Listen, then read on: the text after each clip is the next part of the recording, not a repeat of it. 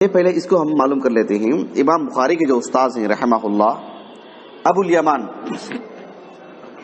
بکثرت نام آیا ہے ان کا صحیح بخاری میں. ابو الیمان یہ کنیت سے مشہور ہیں.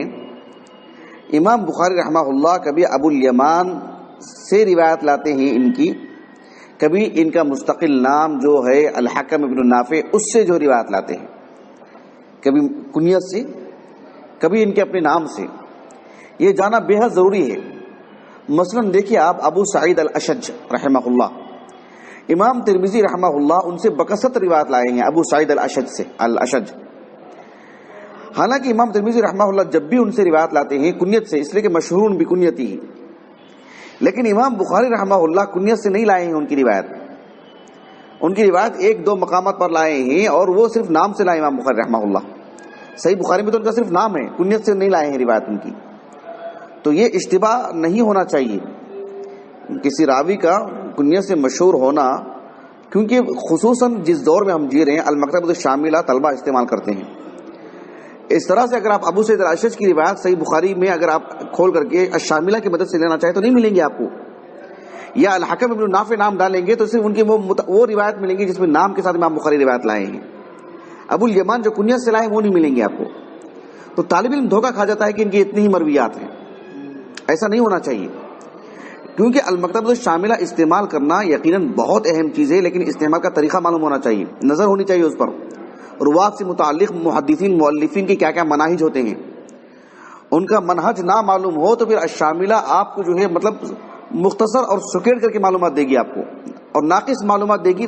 معلومات ناقص نہیں دے گی، وہ اسی قدر معلومات دے گی جو آپ نے اس سے پوچھ رہے ہیں. وہ آپ کے دل میں کیا کیا ہے وہ سب اٹھا کے نہیں دے گا الشاملہ آپ کو. وہ نیٹ نہیں ہے، نیٹ سے ملتی جلتی چیزیں بھی مل جاتی ہیں آپ کو، لیکن الشاملہ میں ایسی نہیں ملیں گی آپ کو. الشاملہ میں سب کچھ ہوتا ہے، لیکن آپ جو پوچھیں گے جس انداز میں پوچھیں گے وہی دے گا آپ کو. تو شاملہ میں نقص نہیں ہے، ہمارے سوال میں نقص ہے، ہمارے استفادے میں نقص ہے. بات اچھی طرح واضح ہوگی آپ کو، بطور تنبیہ کی میں نے بات آپ سے رکھی. تو چلیے ابو الیمان رحمہ اللہ الحکم ابن نافع یہ علماء حمص میں سے. حمص بہت بڑا شہر ہے، ملک شام کے بڑے شہروں میں سے ایک خاتون تھی بحرا علاقے کی، ام سلمہ کنیت تھی اس خاتون کی، اس کے موالی میں سے ہیں آپ ابو الیمان الحکم ابن نافع. علماء شام میں سے بہت شہرت یافتہ عالم دین ہیں. 222 ہجری سن وفات ہے آپ کا، اور معمر علماء میں سے ہیں. 83 سال کی عمر میں انتقال ہوا آپ کا. ابن حجر رحمہ اللہ نے 10ویں طبقے میں آپ کا ذکر کیا ہے. اخرجہ الجماعہ. حافظ ابن حجر رحمہ اللہ نے تقریب التہذیب میں ثقۃ ثبت کہا ہے، اور یہ بات میں نے بارہا کہا ہے کہ حافظ ابن حجر رحمہ اللہ نے تقریب التہذیب میں اہل علم کے مقام اور مرتبے کو بتانے کے لیے جو طبقات آپ نے ذکر فرمائے ہیں، زمانی اعتبار سے نہیں، مقام اور مرتبے اور ان کے علم، ان کا رتبہ درجہ بتانے کے لیے، وہ بھی 12 طبقات ہیں. پہلا طبقہ تو صحابہ کا ہے. صحابی ہونا وہ شرف ہے ان کے لیے، اور وہ کفایت کر جاتا ہے، مزید الفاظ کی ضرورت نہیں ہے. اللہ یہ کہ زائد کچھ چیزیں ہو سکتی ہیں، لیکن اصل میں صحابی کہلانا لہو صحبہ تو کافی ہو جاتا ہے کہ ان کے بہت بڑا مقام ہے. اس کے بعد کا جو درجہ ہے ابن حجر کے پاس دوسرا، وہ ہے جس میں مکرر لفظ لاتے ہیں، جیسے ثقۃ ثبت، یا اس میں تفضیل اوثق، وہ اوثق من فلان، یا جو ہے ثقۃ حافظ. اس طرح کا جو ثقۃ جو تکرار کے ساتھ جو ایک سے 2-3 کلمات جو لاتے ہیں، وہ ان کے پاس جو ہے صحابہ کے بعد سب سے بڑا درجہ ہوتا ہے. تو ابو الیمان رحمہ اللہ کے لیے آپ نے ثقۃ ثبت لکھا ہے. میں تطبیق دینے کی کوشش کر رہا ہوں آپ کو سمجھانے کے لیے کہ ابن حجر رحمہ اللہ تقریب التہذیب میں جو ایک کلمے میں لکھتے ہیں، 2 کلمات میں لکھتے ہیں، وہ جو متعدد جرح و تعدیل کی رجال پر لکھی گئی جو کتابیں ہیں، رجال پر، جرح و تعدیل پر، سب کا وہ اپنی طاقت کے بقدر مطلب یعنی اللہ نے آپ کو بہت طاقت دی اس بات میں، تو آپ تقریباً اس کا احاطہ، اس کا استقراء کر کے آپ اسے ایک کلمے میں بہت ہی وجیز ایجاز کے ساتھ لکھتے ہیں. سمجھے آپ یہ؟ تو اگر آپ اس کو پڑھ لینے کے بعد پھر اگر آپ دیکھیں گے کہ اہل علم کے کیا اقوال ہیں، پھر آپ کو وہ چیز سمجھ میں آئے گی، وہ ایجاز کے ساتھ کیا لکھا آپ نے. مثلا ابن حجر رحمہ اللہ لکھتے ہیں کہ صدوق، تو آپ جب پڑھیں گے تو معلوم ہوگا کسی نے کسی اعتبار سے آپ پر کچھ کو کلام کیا ہے یا کسی خاص مرویات میں آپ کے کلام کی گئی ہیں. اگر آپ دیکھیں کہ صدوق یخطئ قلیلا یا یغرب ایسے الفاظ ہوں تو پھر آپ جب پھیلا ہوا کلام پڑھیں گے تو لگے گا کہ آپ کو جو سب چیزیں ہیں تب آ کر جا کر کے وہ مختصراً وہ کلام لکھا گیا ہے. سمجھ کی بات آپ کی جی. دیکھیے ثقۃ ثبت یقال ان اکثر حدیثه عن شعیب مناولہ. یہ دیکھ رہے ہیں آپ شعیب ابن ابی حمزہ ان اکثر حدیثه عن شعیب مناولہ. مناولہ یہ طرق التحمل علم لینے کے جیسے عرض ہے سماع ہے. المناولہ وہ بھی ایک طرز ہے وہ بھی ایک طریقہ ہے علم لینے دینے کا. تو اس طریق پر آپ نے مرویات لی ہیں کس سے شعیب سے. شعیب کون ہے وہ آگے پڑھیں گے انشاءاللہ. تو یہ ابن حجر رحمہ اللہ نے ان کے بارے میں لکھا ہے. چلیے ہم ان کے بارے میں کچھ تفصیلی باتیں پڑھتے ہیں. امام اہل سنہ احمد بن حنبل رحمہ اللہ ان سے متعلق کہتے ہیں کہ ان کی جو احادیث ہیں حدیث عن صفوان بن عمرو وحریز فصحیح. ابو الیمان رحمہ اللہ خود کہتے ہیں کہ احمد بن حنبل رحمہ اللہ نے مجھ سے کہا کیف سمعت الکتب من شعیب بن ابی حمزہ. شعیب بن ابی حمزہ سے آپ نے جو روایت لی ہے کس طرح سے لیا آپ نے. قلت قرأت علیہ بعضه وبعضه قرأه علی وبعضه اجاز لی وبعضه مناولہ فقال فی کلہ اخبرنا شعیب. یعنی کچھ احادیثیں ایسی ہیں جو میں نے ان کی کتاب پڑھ کر کے سنایا تو انہوں نے سنا. کچھ وہ ہیں جو انہوں نے پڑھ کر کے سنا رہے تھے تو میں نے سنا. کچھ وہ ہیں جو آپ نے کہا کہ جو ہے جس طرح سے آج ایک طالب علم پر جو انحصار کر کے کچھ امتحان لے کے اجازت دے دیا جاتا ہے. سنن ترمذی کی سند دی جاتی ہے سنن ترمذی کی لیکن اس کے بعض ابواب پڑھا کے دے دی جاتی ہے نا جی. تو ویسے ہی ایسے بعض احادیث کے مطابق تو آپ نے اجازت دی ہے بعض تو مناولہ کے طور پر. اور سبھی مرویات کو جب ابو الیمان پیش کیا کرتے تھے کسی کے سامنے تو ایک ہی اسلوب ہوتا تھا اخبارانہ. دوسرے الفاظ استعمال نہیں کرتے تھے جس سے ایسی کوئی تعبیر ہو جس میں یہ فرق واضح ہو کہ یہ بطور اجازہ کی یہ بطور مناولہ کی یہ عرض کے اعتبار سے یہ سماع کے اعتبار سے نہیں. سب کے لیے ایک ہی تعبیر ہوتی تھی اخبارانہ. یہ بات واضح ہو گیا آپ کو جی. یہ مقصود تھا وہاں پر. یحییٰ ابن معین رحمہ اللہ کہتے ہیں کہ ابو الیمان رحمہ اللہ دیکھیے ایک دوسری بات دیکھیے یہاں پر غور کیجیے.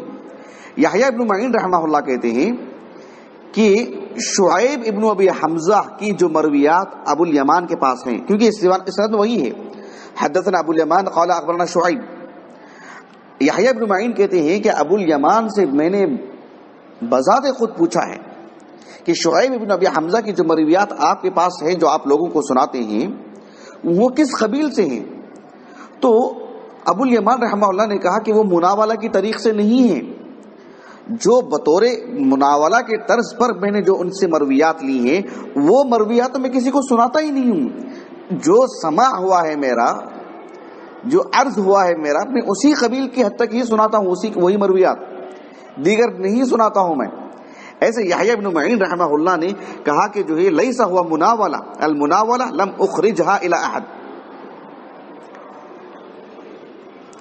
ابو زرعہ الدمشقی رحمہ اللہ وہ ابو الیمان رحمہ اللہ سے بیان کرتے ہیں کہ شعیب ابن ابی حمزہ ان کے ایک اور بھی شاگرد ہیں علی ابن عیاش اور ابو الیمان یہ دونوں جو ہے معاصر ہیں شعیب ابن ابی حمزہ سے لینے میں. یہ دونوں بھی کہتے ہیں کہ شعیب ابن ابی حمزہ مزاج کے اعتبار سے سخت ایک طرح سے چڑچڑاہٹ مطلب وہ حدیثوں کو لکھنے میں کرنے میں ہوتا نہیں بعض مزاج کے اعتبار سے. بعض اہل علم کو دیکھیں گے کہ جو ہے لکھتے بہت ہیں تصنیفی کام بہت کرتے ہیں لیکن کوئی ان سے سوال جواب کے لیے بیٹھے تو جو بیزار ہو جاتے ہیں بھی جاؤ بس کیجیے نہیں چاہیے مجھے تنہا چھوڑیے. مجھے مزاج کے اعتبار سے شعیب ابن ابی حمزہ کا بھی مزاج ایسے ہی تھا جس کی وجہ سے ان سے روایات سماع کرنے والے لوگ کم ہیں. یہی مقصود بہت کم ان سے روایات دینے لینے کو ہوئی ہیں. اس وجہ سے مناولہ کے طریق پر انہوں نے بڑی مرویات دے دی تھی ابو الیمان کو. سمجھ گئے؟ آخری دنوں میں اپنی وفات سے پہلے. حالانکہ وفات سے پہلے آپ نے سماع والی بات بھی ہوئی ہے، آپ نے اپنے طلبہ کو سنایا ہے، طلبہ نے پڑھا ہے تو آپ نے سنا ہے آخری دنوں میں. لیکن زندگی کا ان کا جو مشغلہ رہا ہے وہ اس معاملے میں ظنین رہے ہیں. وہ مطلب بہت تنگ دل کہ جو مطلب مرویات سنانے لینے کرنے مجلسیں بنانے کے قائل نہیں تھے. قائل نہیں کی بات نہیں کرتے، مزاج کے اعتبار سے، طبعی اعتبار سے ایسے ہوتے ہیں، بشری تقاضے ہوتے ہیں. وہ جو ہے شعیب ابن ابی حمزہ میں یہ چیز غالب تھی. یہی وجہ ہے کہ ابو الیمان رحمہ اللہ کہتے ہیں کہ جب ان کی وفات کا وقت قریب تھا، آخری دن تھے ان کی، تقریباً 70 سال کے آس پاس میں ان کا انتقال ہوا، اور بڑے تندرست اور بڑے قوی تھے وہ ماشاءاللہ. لیکن اس وقت انہوں نے کہا کہ دیکھو یہ سب میری کتابیں ہیں. شعیب ابن ابی حمزہ نے کہا کہ یہ سب میری کتابیں ہیں اور سب صحیح روایات ہیں، جو چاہیں اس میں سے لے لیں، جو چاہیں چھوڑ دیں، جو چاہیں مجھے پڑھ کر کے سنائیں، جو چاہیں مطلب کسی طور پر بھی. بس ایک اعتبار والی جو بات ہوتی ہے ایک طالب علم کے اندر، تو اس قبیل سے آپ نے جو ہے بہت کچھ روایات سنائی، بہت کچھ روایات طلبہ سے سنی اور کچھ اجازہ بھی کیا، کچھ مناولہ کے طریق سے.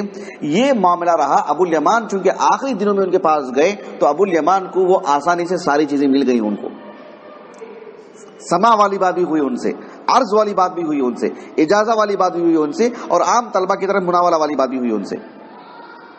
اچھی طرح بات واضح ہے جی. ابو زرعہ الرازی نے ایک بات یہ بھی کہہ دی ہے، آگے میں بتاؤں گا انشاءاللہ حدیث ساری کے حوالے سے.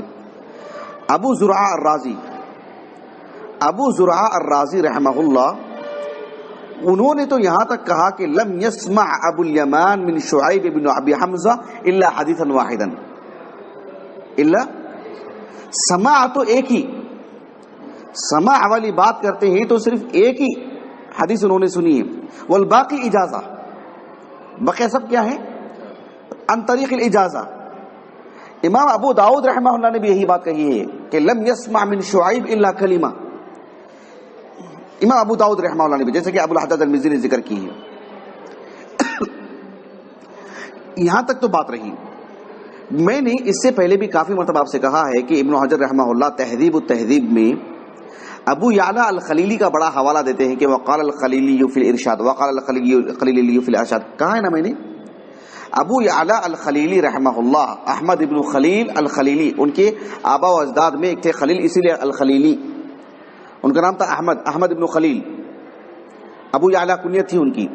5 ہجری کے وسط میں انتقال ہوا آپ کا. ان کی ایک کتاب ہے الارشاد فی معرفت علماء الحدیث، اور المکتبۃ الشاملہ میں بھی ہے وہ الحمدللہ. ابھی میں کتاب کا مطالبہ کیا ہوں، اللہ آسانی فرمائے مل جائے کتاب وہ. اس کا بہت حوالہ دیتے ہیں ابن حجر رحمہ اللہ. ابن حجر ابو یعلا الخلیلی کی اس کتاب سے، کیونکہ ابن حجر رحمہ اللہ نے بہت مختصر لکھا ہے، میں نے اصل کتاب سے نوٹ کر کے لایا ہوں. ابن حجر رحمہ اللہ نے جو الخلیلی کا حوالہ دیا ہے، علامہ ابو یعلا الخلیلی رحمہ اللہ کے الفاظ ہیں کہ قال ابو یعلا الخلیلی، میں نے اس کتاب سے یہ عبارت نقل کی ہے کہ ونسخۃ شعیب عن الزہری رواہ ابو الیمان الحکم بن نافع البہرانی. یعنی شعیب بن ابی حمزہ کی جو مرویات ہے اس کو ابو الیمان الحکم بن نافع نے لیا ہے، لکھا ہے، حاصل کیا ہے ان سے، اور اس نسخے کو رکھ کر کے روایت کی ہے. اب آگے کی بات دیکھیے. وَرَوَى عَنْ أَبِي الْيَمَانِ، ابو الیمان نے جو شعیب بن ابی حمزہ سے جو نسخہ لیا ہے، وہ نسخہ لینے کی کیفیت کیا ہے اس پر بحث نہیں ہے، سماع یا عرض یا مناولہ یا اجازہ. لیکن جو نسخہ شعیب بن ابی حمزہ سے ابو الیمان کو حاصل ہوا ہے، کہا کہ وَرَوَى عَنْ أَبِي الْيَمَانِ، ابو الیمان سے اسی نسخے کو لینے والے یا اسی نسخے کی مرویات لینے والے کون کون علماء ہیں؟ احمد بن حنبل، یحییٰ بن معین، علی بن المدینی، محمد بن اسماعیل البخاری، محمد بن یحییٰ الزہلی، ابو حاتم الرازی. یہ سب علماء نے تو ابو الیمان سے براہ راست لی ہیں. لیکن کتب ستہ میں سے جیسے امام مسلم اور امام ابو داؤد، امام نسائی وغیرہ وغیرہ نے تو ایک طریق سے لیا ہے اور بکثرت ان سے روایت لی ہیں. میں نے اب بس سنن نسائی میں دیکھ کر کے آیا، میں سنن نسائی میں بکثرت روایت ہیں آپ کی، لیکن ایک دو واسطوں سے، کبھی ایک واسطے سے اور 2 واسطوں سے بھی ہیں. اور بکثرت ہیں۔ کہنے کا مقصود یہ ہے کہ ابو الیمان رحمہ اللہ کے اس نسخے کا جو شعیب بن ابی حمزہ سے لیا گیا تھا کافی اعتبار ہے اس پر۔ یہ جو تفصیلی کلام میں اس لیے کہہ رہا ہوں کہ ابو الیمان پر جو کلام کیا گیا ہے اس طریقے تحمل پر کہ کس طرز سے آپ نے وہ روایت لی ہیں، اور اس کے لیے اخبارانہ والی جو تعبیر ہے اس حد تک آپ پر کلام کیا گیا ہے۔ لیکن محدثین کے پاس جو امام بخاری ہے، محمد بن الزہلی ہے، یحییٰ بن معین ہے، امام اہل سنہ احمد بن حنبل ہے وغیرہ وغیرہ، ان سب نے اعتبار کیا ہے اور روایت کو لی ہے ان سے۔ اچھی طرح بات سمجھ میں آئی الحمدللہ۔ دیکھیں اس لیے کہ یہ جو آپ دیکھ رہے ہیں یعنی حدیث ساری، اس میں کی جو اس سے پہلے بھی میں نے آپ سے کہا تھا اس کی جو 9ویں فصل ہے، اس کی 9ویں فصل میں ابن حجر رحمہ اللہ نے انہی روات کا ذکر کیا ہے جو صحیح بخاری کے روات میں سے ہیں اور جن پر کسی طرح کا کلام کیا گیا ہے۔ یہاں ایک اہم بات جو مجھے کہنا ہے آپ سے کہ اس کی جو الفصل التاسع ہے، دیکھیں فی سیاق اسماء من طعن فیہ من رجال هذا الکتاب یا من طعن فیہ من رجال هذا الکتاب، یعنی صحیح بخاری کی جو رجال ہیں، جو روات ہیں، ان پر اہل علم نے کسی بھی طرز کا کلام کیا ہو تو ان کو حروف الہجا کی ترتیب سے ان روات کو جمع کر کے ابن حجر نے جواب دیا ہے، یعنی والجواب عن الاعتراضات موضعا، یعنی ایک ایک راوی کو حروف الہجا کی ترتیب سے اس کو ڈھال کر کے ہر ایک پر کیا اعتراض ہے کس نوعیت کا، اور اس کا دفاع علمی نقطہ نظر سے ابن حجر نے کیا ہے رحمہ اللہ۔ اچھی طرح بات واضح ہوگی آپ کو، یہ بات آپ کے علم میں ہونی چاہیے۔ اب دیکھیں یہاں پر ایک بہت اہم بات بتانا چاہ رہا ہوں، ابن حجر نے اس کے 2 جوابات دیے ہیں۔ ایک جواب عام ہے، عام جواب کیا ہے وہ میں آپ کو پڑھ کر کے سناتا ہوں۔ دیکھیں وقبل الخوض فیہ، فرد پر کیا اعتراض کیا گیا ہے اور اس کا جواب کیا ہے، اس میں داخل ہونے سے پہلے ینبغی لکل منصف، ہر عدل کرنے والے کے لیے یہ ضروری ہے، مناسب ہے کہ ان یعلم ان تخریج صاحب الصحیح لأی راو کان مقتض لعدالته عنده۔ امام بخاری رحمہ اللہ نے جب اپنے الجامع الصحیح میں کسی راوی کو داخل کر دیے ہیں وہ اس کی صحت کی دلیل ہے، یہ علمی بات آپ کے اندر آنی چاہیے کیونکہ الجامع الصحیح ہے، یہ اجمالی طور پر تو اس کا علم ہو جانا چاہیے آپ کو، یعنی اس کا تقاضا ہے۔ جس طرح سے کہتے ہیں کہ یہاں پر اسی درجے کے لوگوں کو ہم جمع کرتے ہیں، یہاں آ جانے کے بعد اس کی پوزیشن بن گئی۔ پہلی بات آپ ان پر اعتراض کرنا، کوئی کہے کہ آپ ہم پر اعتراض کریں جن کو ہم نے داخل کیا ہے کہ آپ نے پتہ نہیں کس کس کو داخل کر لیا ہے۔ اسی لیے ابن حجر رحمہ اللہ فرماتے ہیں مقتض لعدالته عنده، امام بخاری کے پاس ان کی عدالت ہے، یہ بات واضح ہو جانی چاہیے۔ وصحت ضبطه وعدم غفلته، امام بخاری کے پاس اس راوی سے متعلق یہ بات تو بنیادی بات ہے، اصولی بات ہے۔ ولا سیما من ضاف الى ذلك من اطباق جمهور الائمه على تسمیۃ الکتابین بالصحیحین، امام بخاری رحمہ اللہ پر آپ کا اعتبار ہونا چاہیے کہ امام بخاری کے نزدیک تو وہ راوی عادل ہیں، ساتھ میں امت مسلمہ کے علماء نے جو ان 2 کتابوں کو الصحیح جو کہا ہے اس کا بھی تقاضا ہے کہ آپ اول وہلہ میں اس راوی سے متعلق یہ سمجھ لیں کہ یہ جو ہے مطلب یعنی کلام سے خالی ہے، یہ قابل اعتبار ہے، ایک عادل راوی ہے۔ اصولی طور پر جزوی طور پر جہاں کلام کیا گیا ہم اس کا جواب دیں گے بعد میں، لیکن اصولی طور پر تو آپ کو یہ سمجھ کر کے چلنا چاہیے۔ جی بات واضح ہے انشاءاللہ۔ اب اس کے بعد دیکھو وَهَذَا مَعْنَى لَمْ يَحْصُلْ لِغَيْرِ مَنْ خَرَّجَ عَنْهُ فِي الصَّحِيحِ، مطلب یہ ہے کہ الجامع الصحیح کے علاوہ کسی کتاب میں وہ راوی آ جائیں تو وہاں پر آپ کسی طرح پر کلام کر سکتے ہیں، یا الجامع الصحیح کے علاوہ امام بخاری نے الادب المفرد میں کسی اور کتاب میں ان کا اخراج کیے ہوں تو وہاں آپ اس راوی پر کسی طرح کا خاص کلام کر سکتے ہیں۔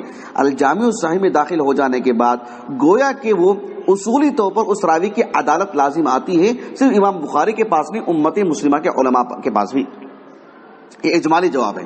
اب دیکھو اس کے بعد لکھتے ہیں فَهُوَ بِمَثَابَةِ إِطْبَاقِ الْجُمْهُورِ عَلَى تَعْدِيلِ مَنْ ذُكِرَ فِيهِمَا، گویا کہ امت مسلمہ کے علماء نے اس کی تعدیل کر دی ہے جس کا بھی نام صحیحین میں آتا ہے۔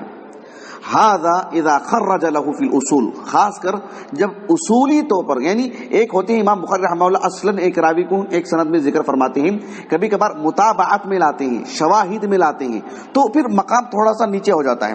اصول میں جب لاتے ہیں تو عمومی طور پر پھر تو اس راوی کی عادل ہونا لازمی ہو جاتا ہے، امام بخاری کے پاس بھی اہل علم کے پاس بھی۔ فأما إن أخرج له في المتابعات والشواهد والتعاليق فهذا يتفاوت درجات من أخرج له منهم في الضبط وغيره مع حصول اسم الصدق لهم. یقیناً ایسی صورت میں تفاوت تو ہوتا ہے، لیکن اصل جو الصدق ہے وہ تو بہرحال چشمہ ہی رہے گا. بات مفہوم ہے نا انشاءاللہ؟ جی آگے دیکھیں. وحینئذ اذا وجدنا لغیرہ فی احد منہم طعنا، وحینئذ اس کے باوجود بھی ایسی صورت میں اذا وجدنا لغیرہ فی احد منہم طعنا فذلک الطعن مقابل لتعدیل هذا الامام. امام بخاری رحمہ اللہ کی تعدیل کے مقابل میں تمہاری تجریح آ رہی، گویا کہ یہی لازم آئے گا نا. فلا يقبل، ایسی صورت میں یوں ہی قبول نہیں ہو جائے گا. امام بخاری نے ایک راوی کو اپنے الجامع الصحیح کی کسی سند میں ذکر فرمائے ہیں تو گویا کہ امام بخاری کے ہاں وہ راوی عادل ہے، امت مسلمہ کے پاس بھی وہ راوی عادل ہے، یعنی اہل علم کے پاس جو اس میدان کے علماء ہیں. اس کے باوجود بھی کسی راوی کو خاص طور پر کوئی مطعون ٹھہراتا ہے تو فلا يقبل الا مبین السبب، جب تک آپ سبب واضح نہیں کریں گے وہ آپ کی تجریح قبول نہیں ہوگی، آپ کا طعن قبول نہیں ہوگا.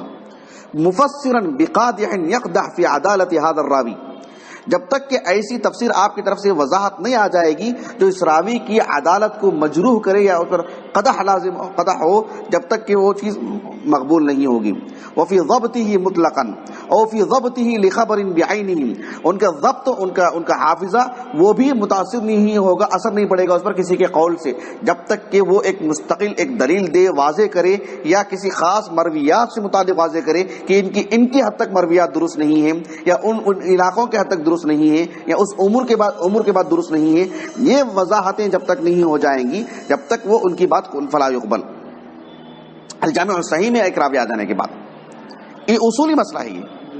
اچھا اس کے بعد دیکھیں لأن الاسباب الحامل للائمہ على الجرح متفاوتہ منها ما يقدح ومنها ما لا يقدح، اس لیے کہ جرح و تعدیل کے جو ائمہ ہیں ان کے اقوال آپس میں متفاوت ہیں. کسی کی جرح قبول کی جائے گی، کسی کی جرح قبول نہیں کی جائے گی، دیکھا جائے گا بات کیا ہے، کس پس منظر میں ہے. ایسے ہی نہیں ہوگا کہ جو ہے فلاں راوی پر جو ہے کسی نے کلام کیا ہے، ایسی بات اشوائے نہیں لی جائے گی، وہ تفصیلی طور پر اس کا دراسہ ہوگا. وقد كان الشیخ ابو الحسن المقدسی، یہ 5ویں صدی کے علماء میں سے ہیں، ان کا ترجمہ ہے سیر و اعلام نبلاء میں دیکھا جا سکتا ہے. وقد كان الشیخ ابو الحسن المقدسی یقول فی الرجل الرجل الف لام عہد کے لیے، یعنی الرجل سے مراد وہ رجل، وہ راوی جو صحیحین میں ہو.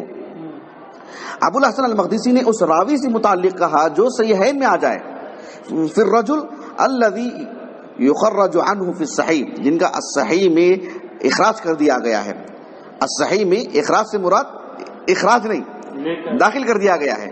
تو ایسی صورت میں ھذا جاز القنطرہ، یعنی بذلک انہ لا یلتفت الی ما قیل فیہ. الجامع الصحیح میں آ جانے کے بعد پھر التفات نہیں کیا جائے گا کون کیا بول رہے ہیں، اصولی طور پر ان کی عدالت ہو چکی ہے. یہ اور بھی تفصیلی کلام ہے، میں نے یہ اس لیے پڑھ کر کے سنایا ہمیشہ کے لیے جب بھی ایسے روایت پر کلام آئے گا یہ آپ کے ذہن میں ہو جائے اصولی، ورنہ جزوی طور پر جس راوی سے متعلق ہوگی وہاں میں پڑھ کے سناؤں گا. یہ تو ایک مرتبہ ہو گئی بات، یہ اب آگے کی بات نہیں ہوگی انشاءاللہ. سمجھیں آپ کو انشاءاللہ، اس کو نوٹ کر کے رکھ لیں. یہ حدیث ساری جو میرے پاس دارالطیبہ کا نسخہ ہے، اس کی جلد نمبر 2 صفحہ نمبر 1002 کس اعتبار سے، یعنی پہلی جلد ہی سے صفحہ نمبر تسلسل سے آ رہا ہے. ہاں چلیے اب یہاں پر دیکھیں صفحہ نمبر 1048 جلد نمبر 2 میں الحکم ابن نافع پر کلام کیا گیا ہے. وہ کس طرح سے ذرا غور سے سن لیجیے گا، آپ بعد میں آپ چاہیں تو اتار لے سکتے ہیں یہاں سے. الحکم ابن نافع ابو الیمان الحمصی مجمع علی ثقتہ. ہم یہ بات کیوں تفصیل سے بتا رہے ہیں، اس لیے کہ الجامع الصحیح میں آ جانے کے بعد عقیدت ایک ہوتی ہے، امت پر اعتبار ایک ہوتا ہے، لیکن میں اور آپ ایک طالب علم ہیں تو ہم کو وہ تفصیلی باتیں بھی معلوم ہونی چاہیے. دیکھیں ابن حجر کہتے ہیں الحکم ابن نافع ابو الیمان الحمصی مجمع علی ثقتہ، متفق علیہ معاملہ ہے. اعتمدہ البخاری وروى عنه الكثير وروى له الباقون، باقون الخمسہ، وروى له الباقون بواسطة تکلم بعضهم في سماعه من شعیب. سماع سے متعلق کلام کیا گیا ہے. فقیل انه مناولہ، وقیل انه اذن مجرد. اذن مجرد مطلب ہے کہ یہ ہے ٹھیک ہے لے کے چاہیے اذن مجرد. وقد قال المفضل ابن غسان سمعت يحيى بن معين، تہذیب الکمال میں قول موجود ہے. سمعت يحيى بن معين يقول سألت ابا اليمان عن حديث شعيب فقال ليس هو مناولة المناولہ لم اخرجها لأحد، ابھی بتایا نا میں آپ کو.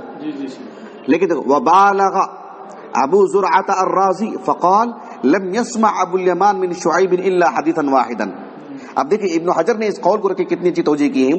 قلت ان صح ذلك، اگر یہ ابو زرع الرازی نے جو مبالغہ کیا ہے، مبالغہ سے مراد ہم اردو میں بولتے نا، مبالغہ ہم اردو میں اس وقت بولتے ہیں جب وہ علم اور ہدایت کی روشنی سے ہٹ کے بس غلو کر لے. نہیں، مبالغہ مطلب بہت تیزی دکھائیں، تو اتنی سختی سے کلام کیا ہے وہ مانا یہاں پر. قلت ان صح ذلك فهو حجۃ فی صحۃ الروایت بالاجازہ.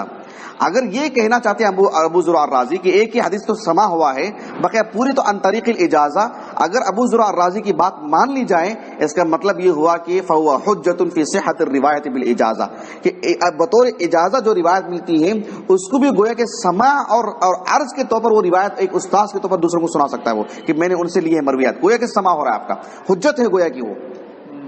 سمجھ رہے ہیں آپ؟ حجت مانی جائیں گی. الا انه كان يقول في جميع ذلك اخبرنا، یعنی یہ کہ وہ پھر سب ساری مرویات میں وہ اخبرنا ہی کہیں گے نا، پھر اس کی ایک بات آئے گی. ولا مشاحة في ذلك ان كان اصطلاحا له، ولا مشاحة یعنی لا مخاصمة، اب تو مناقشے کی ضرورت ہے، لا يحتاج الى المناقشة، یعنی بات تو پوری ہو ہی گئی، اب کیا بات کریں گے آگے.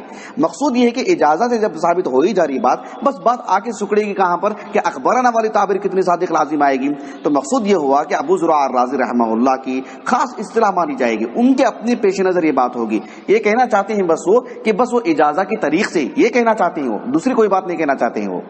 سمجھ رہے ہیں آپ جی؟ اگر وہ بات ہو تو ان کی اپنی اصطلاح ہے فلا مشاحہ، لا مشاحہ کہتے ہیں کہ اب تو جو باتیں ہو گئی، اب کیا نظارہ رہا ہمارے اور آپ کے درمیان، یہ مقصود بات واضح آپ کو. چلیے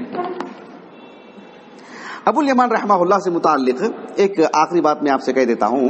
ایک یہ اس قبیل سے بات ہے جو کسی کی جر و تعدیل سے متعلق نہیں ہے، بس ایک طرز زندگی سے متعلق معاشرتی اعتبار سے سمجھنے کے لیے.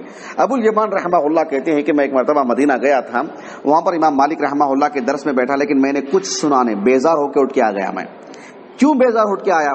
میں نے دیکھا کہ ان کے گھر میں پردے ہیں، قالین بچھی ہوئی ہے. میں نے دیکھا کہ اخلاق العلماء کے منافی ہیں، علماء کو جو سادگی اختیار کرنی چاہیے وہ طرز نہیں تھا. تو میں اٹھ کے چھوڑ کے چلا آ گیا. لیکن ہوا یہ کہ جو ہے میں تو سنا تو نہیں ان سے، لیکن ثم ندمت تو لیکن بعد میں بہت شرمندہ ہوا، بہت احساس ہوا مجھے ایسا نہیں کرنا چاہیے. تو اہل علم کی طرز زندگی الگ ہوتی ہے. اللہ سبحانہ و تعالیٰ نے کسی کو خوب نوازا ہے، کسی کو خوب دیا ہے، تو ان کے رہن سہن، ان کے ملبوسات یا ان کے مطعومات یا ان کے رہائش یا ان کے گھر کے اندر کی جو ہے مطلب چیزیں وغیرہ وغیرہ بہت عمدہ، بہت اعلیٰ معیار کی ہوں. تو خاص کر ہم ہندوستان کے پس منظر کے بجائے سعودیہ کے پس منظر میں وہاں کے علماء کی رہائش دیکھیں گے تو بہت ہی اعلیٰ معیار کی ہیں. سمجھ رہے ہیں اس بات کو؟ تو یہ علماء کی سادگی کے منافی نہیں ہے، وہ فرد کی سادگی کی پر بھی بات جاتی ہے. سمجھ رہے ہیں؟